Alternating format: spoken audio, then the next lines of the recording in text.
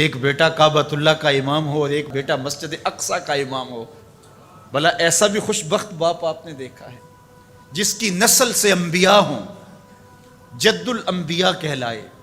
اللہ تعالیٰ جل شانہ حضرت ابراہیم علیہ السلام کو ان عزتوں سے مالا مال کیا جو انہی کا مقصود ہے۔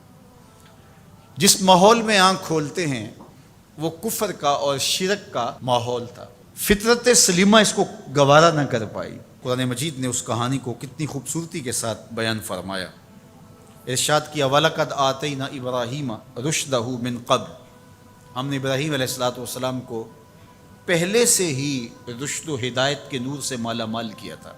اللہ تعالیٰ جل شانہ نے ان سے ایک بڑا کام لینا تھا، تو ان کی فطرت اور ان کی طبع کے اندر وہ چیز رکھی کہ جو کبھی بھی اس چیز کو قبول نہیں کر سکتی تھی۔ خیر جب بڑے ہوئے اور دیکھا کہ بت پرستی کا دورہ ہے، تو آپ نے کہا کہ یہ کیا ہیں بت جن کو تم پوجتے ہو؟ تو انہوں نے کہا کہ ہمارے آباء و اجداد ان کو پوجتے آئے ہیں اور شروع سے ان کی پرستش چل رہی ہے، لہٰذا ہم ان کو ترک نہیں کر سکتے۔ ان کے ذہن کے اندر یہ چیز اچھی طرح سے جم چکی تھی کہ یہ بت ہی ہمارے کارساز ہیں، ہماری ضرورتوں کے کفیل ہیں اور ہمارے معبود ہیں، اور ان کی توہین کبھی سوچا بھی نہیں جا سکتا۔ اب اس کا حل کیا نکالا ذرا دیکھیے، قرآن بتاتا ہے، بولے وَتَاللَّهِ لَأَكِيدَنَّ أَصْنَامَكُمْ بَعْدَ أَن تُوَلُّوا مُدْبِرِينَ، میں تمہارے بتوں کے ساتھ نپٹ لوں گا، تم ذرا میلے سے ہو آؤ۔ وہ ایک میلہ کرتے تھے شہر سے باہر نکل کے، جہاں سارا شہر جمع ہوتا تھا، اور وہاں کھیل کود کرتے اور 2-3 دن وہاں گزارتے تو واپس آ جاتے۔ جانے سے پہلے وہ بتوں کے سامنے انواع اقسام کے کھانے رکھتے، اور جب واپس آتے تو سب سے پہلے بت خانوں میں ہی آتے، بتوں کو سلامی پیش کرتے، پھر اپنے گھروں کو لوٹتے۔ تو اکیلے شہر میں رہ گئے، باقی سارے لوگ حتیٰ کہ ان کے پجاری پروہت سب میلے میں چلے گئے۔ اب حضرت ابراہیم علیہ السلام نے کلہاڑا پکڑا اور ان کے مرکزی بت خانے میں داخل ہوئے۔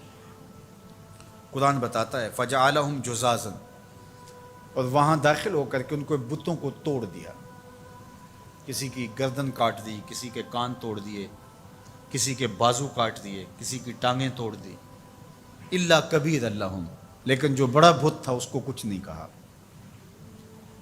اب ان بتوں کے ساتھ حضرت خلیل اللہ کی دشمنی کیا تھی؟ یہی نہ کہ اللہ کے علاوہ لوگ ان کو پوجتے ہیں، تو سب سے زیادہ پوجا جانے والا تو وہ بڑا بت تھا، تو حضرت ابراہیم سب سے پہلے اس کو توڑتے، زیادہ غصہ اس پہ آتا۔ لیکن بعض اوقات ایسا ہوتا ہے کہ آپ اپنے غصے کو غالب کر لیتے ہیں اپنے مقصد سے۔ حضرت ابراہیم کی نظر مقصد پہ تھی، غصہ بھی اپنی جگہ پہ تھا۔ تو ہر شے جو غلط سمجھی جا رہی ہے اس کو کس وقت غلط کہنا ہے اور کس وقت جو ہے وہ اس پہ بات کرنی ہے، یہی تو حکمت ہوتی ہے، یہی تو دانائی ہوتی ہے۔ دانائی کا انداز دیکھیں، الا کبیر اللہم، لیکن ان میں جو سب سے بڑا تھا اس کو چھوڑ دیا۔ مفسرین نے لکھا کہ کلہاڑا بھی اس کے کندھے پہ رکھ دیا۔ جب وہ واپس آئے تو انہوں نے دیکھا کہ بت ٹوٹے پڑے ہیں، کسی کی ٹانگ نہیں ہے، کسی کا کان کاٹ دیا گیا ہے، کسی کی ناک ٹوٹی ہوئی ہے، کسی کی گردن کٹی ہے، کسی کی ٹانگیں نہیں ہیں، کوئی ریزہ ریزہ کر دیا گیا ہے۔ تو بہت پریشان ہوئے، ظاہر ہے ان کی عقیدت ان سے وابستہ تھی، تو وہ تو خون کے آنسو رونے لگے، بیٹھ گئے۔ قالوا سمعنا فتى يذكرهم يقال له ابراہیم، تو کچھ لوگوں نے کہا کہ ایک نوجوان ہے اس شہر میں جس کو لوگ ابراہیم کہتے ہیں، بتوں کے خلاف اگر کوئی بولتا ہے تو اسی کی زبان سے سنا ہے، تو یہ سب کچھ اسی کا کیا دھرا ہوگا۔ پنچایت بیٹھ گئی، آیان اقتدار بھی بیٹھ گئے، کہا بلاؤ اسے، لوگوں کے سامنے لاؤ اس کو، لعلہم یشہدون، تاکہ لوگ گواہی دیں کہ واقعی یہ بتوں کی برائی بولتا ہے، تو اس پر فرد جرم عائد کر دی جائے۔ اب حضرت ابراہیم کو پیغام جاتا ہے کہ تمہیں پنچایت میں بلایا جا رہا ہے، پورے شہر میں ایک ہی اللہ کا پرستار ہے۔ ابراہیم علیہ السلام اب آتے ہی ہیں تو ان کو دیکھتے ہی وہ جھٹ بول پڑے، اَأَنْتَ فَعَلْتَ هَذَا بِآلِهَتِنَا یا ابراہیم، اے ابراہیم ہمارے ان خداؤں کے ساتھ یہ سلوک تم نے کیا ہے؟ ایک دم سب نے جو ہے وہ آوازیں لگانا شروع کر دی۔ ابراہیم علیہ السلام نے 2 ٹوک واضح اور مناسب حال جو ان کے اوپر کلہاڑے کے وار سے بھی زیادہ کاری ہو جواب دیا۔ قال بل فعلہ کبیرہم ھذا، فاسألوہم ان کانوا ینطقون، کہا بڑے نے کیا ہوگا، اسلحہ اس سے برآمد ہوا ہے، چلو نہیں تو ان سے پوچھ لو تمہارے ساتھ یہ کس نے کیا ہے۔ کتنا خوبصورت جواب تھا۔ حضرت ابراہیم علیہ السلام نے ان کا ناطقہ بند کر کے رکھ دیا، ان کی بولتی بند ہو گئی۔ کہا بڑے نے کیا ہوگا، ظاہر ہے لڑائی ہوگی کہ یہ کہتا ہوگا میں بڑا ہوں تم چھوٹے، درمیان میں کیوں آ گئے ہو، آپس میں لڑائی ہوگی، تو یہ اس کی طاقت کا مظاہرہ ہوا ہے، دیکھو اسلحہ بھی اس سے برآمد ہو رہا ہے۔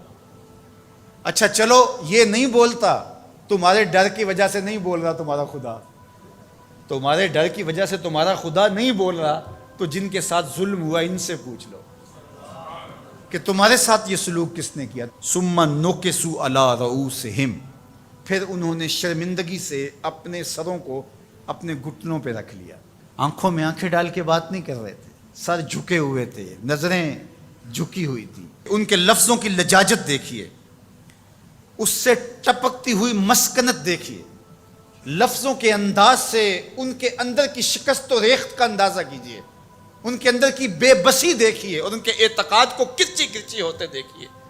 حضرت ابراہیم نے جو ضرب لگائی تھی کلہاڑے سے، یہ ضرب اب جو لگی کہ ان بتوں سے پوچھو یہ اس سے بھی زیادہ کاری تھی۔ کیا بولتے ہیں؟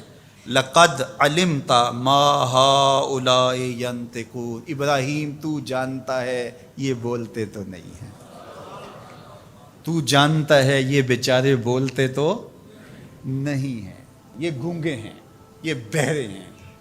اللہ اکبر۔ حضرت ابراہیم یہی تو انہیں لانا چاہتے تھے جہاں وہ آگے، اب ان کے سر جھکے ہوئے۔ حضرت ابراہیم علیہ السلام اسی وقت کی تلاش میں تھے۔ ارشاد فرمایا قال افتعبدون من دون اللہ ما لا ينفعکم شیئا ولا یضرکم اف لکم ولما تعبدون من دون اللہ افلا تعقلون۔ بتوں کی بے بسی پر اب جو کلہاڑے برس رہے ہیں، فکر کے تازیانے برس رہے ہیں، وہ ان کلہاڑوں کے واروں سے زیادہ کاری اور سخت ہیں جس سے پہلے بت توڑے تھے۔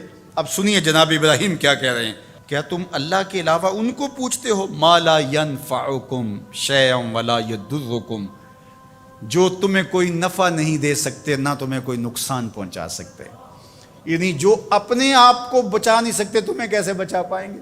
آگے کہا اف لکم، ان لفظوں کی کاٹ دیکھیے، ان لفظوں کی اٹھان دیکھیے، اف لکم، افسوس ہے تمہارے اوپر، وَلِمَا تَعْبُدُونَ مِن دُونِ اللَّهِ، اور ان پر افسوس جن کو تم اللہ کے علاوہ پوچھتے ہو۔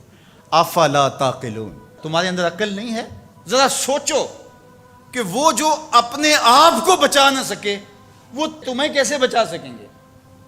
اب سکوت مرگ طاری ہے، کوئی بولتا نہیں ہے۔ جب منطق اور دلیل خاموش ہو جائے تو پھر ایک ہی طریقہ ہوتا ہے، لگا دو پابندیاں، جسے جینے کا حق چھین لو۔ اب یہی ان کے پاس رہ گیا تھا، بولے انہیں جلا دو۔ بہت بڑی چیخا تیار ہو گئی، اب اس کے قریب جانے کی کسی کو ہمت نہیں، دور دور تک آگ کی تپش محسوس ہوتی ہے۔ پھر ایک منجنیق تیار کی گئی اور اس کے ایک پلڑے میں حضرت خلیل اللہ کو بٹھایا گیا۔ تو حضرت ابراہیم علیہ السلام جب آگ کی طرف بڑھ رہے ہیں تو آواز آتی ہے قلنا یا نارو کونی بردم وسلاما علی ابراہیم، اے آگ ابراہیم پر سلامتی کی ٹھنڈی ہو جائے، یعنی اتنی ٹھنڈی بھی نہ ہو جائے کہ میرے خلیل کو سردی لگنے لگ جائے۔ تو ابراہیم علیہ السلام نار نمرود میں چلے جاتے، کہتے 40 دن تک باہر جشن منایا جاتا رہا اور آگ برابر جلتی رہی اور اندر فردوس بری کی ہوائیں چلتی رہی۔ حضرت ابراہیم کے لیے وہ آگ گلزار بن چکی تھی۔ 40 دن کے بعد جب آگ بجھی تو حضرت ابراہیم ان دہکتے ہوئے کوئلوں سے یوں باہر نکل کے آئے جس طرح کوئی نازنین پھولوں پہ چل کے آتا ہے۔ محبت کا کیا خوبصورت اسلوب ہے اس عظیمت کی راہ پہ سفر کرنے والے بندے کے لیے، جو اللہ نے لوگوں کے سامنے ان کا نقشہ رکھا اور لوگوں کو بتایا کہ جو ہماری راہوں کے مسافر ہوتے ہیں وہ کیسے سرخرو ہوتے ہیں۔ جب اللہ کے لیے بندہ تیار ہو جائے عظیمت کی راہ پہ چلنے پہ، پھر معجزے رونما ہوتے ہیں۔